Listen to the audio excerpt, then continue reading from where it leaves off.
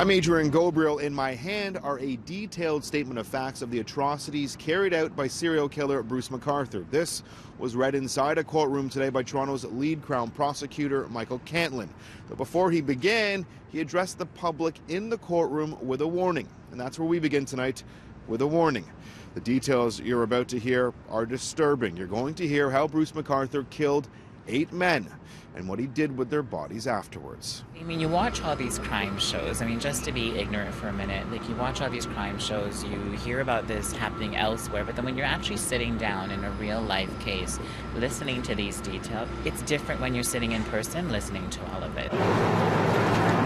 The lineup outside the University Courthouse stretched dozens deep this morning, some here for jury duty, others to pack the largest courtroom in Ontario to hear Toronto's lead Crown prosecutor read out the deranged actions of a serial killer. It was shocking, surprising, heavy, all at the same time. It was just, you're sitting there speechless. Today, while Bruce McArthur sat looking straight ahead, the court learned that the serial killer murdered most of his victims in the bedroom of his apartment on Thorncliffe Park Drive. His murder weapon of choice, this metal bar that he'd used to tighten a rope around the necks of his victims. The weapon was located under the seat of his red Dodge minivan. McArthur averaged about 2 murders a year. Evidence shows that McArthur's victims all had ties to Toronto's LGBTQ community. Some made contact with McArthur through a dating app. Most had traits of victimization that made their whereabouts hard to detect. Some lacked stable housing. The court heard today that McArthur sought out and exploited these. As vile as the murders were, McArthur also conducted post-offense rituals that included staging his victims' bodies and taking pictures of them. Police located 9 subfolders on a USB drive in McArthur's apartment, 8 folders for each of the men he murdered, and a 9th folder for a man named John, who police found tied to McArthur's bed, still alive, the day police arrested Bruce McArthur. After killing his victims, he would stage many of their bodies. Multiple men were photographed naked, wearing only this fur hat and fur coat. Some had an unlit cigar placed in their mouths. McArthur would also shave the beards and heads of his victims after he murdered them.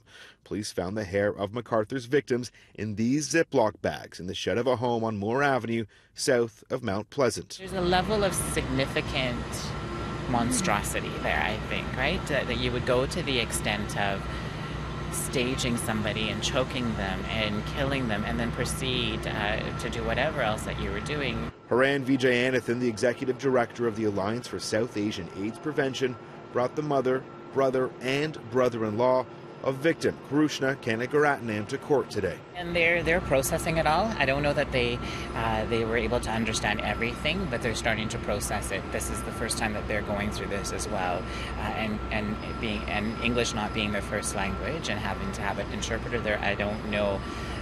They're listening and processing, so I don't know if they have any opportunities to feel. I think that's going to come over the next few days, and I'll certainly be in touch with them to see how they're doing and make sure that they're getting the supports that they need. This is a case that has affected almost everyone who's close to it. Today, Crown Prosecutor Michael Cantlin's voice began to crack as he read out the names of the 8 victims killed by Bruce McArthur. This afternoon, we heard victim impact statements from victims' families and their friends. We're going to have more on that ahead on City News. I'm Adrian Ghobrial. Earlier on City News, we told you how today, inside the University Avenue courts, how we learned in detail how Bruce McArthur killed 8 men. We learned what the serial killer did with their bodies afterwards, how he staged them, and even took photographs. We also heard victim impact statements from both family and friends of victims. Earlier today, I spoke with Haran Vijayanathan. He prepared a victim impact statement for both the LGBTQ communities and the South Asian community. He says it was difficult both emotionally and technically.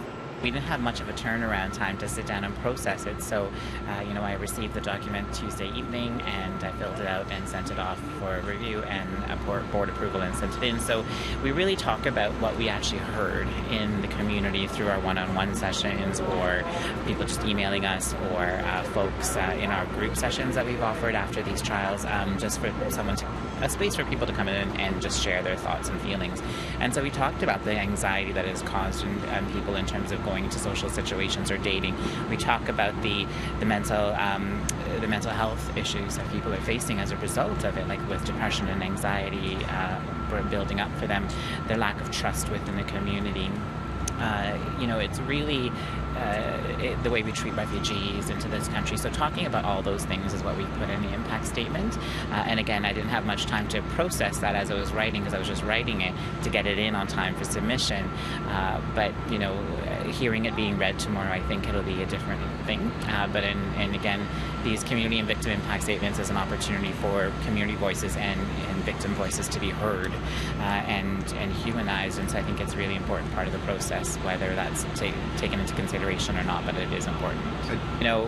It is difficult because, you're talking about experiences of individuals and you're trying to do it in a way that it's not going to be accusatory or, speaking ill of Mr. McArthur.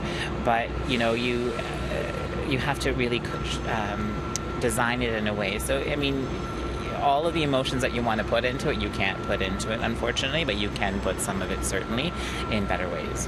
VJ Anathan's victim impact statement will be read out here tomorrow at the University Avenue courts. 2 more days have been set aside for the serial killer sentencing hearing. We're going to hear submissions from both the prosecution and the defense, and eventually a sentence for Bruce McArthur.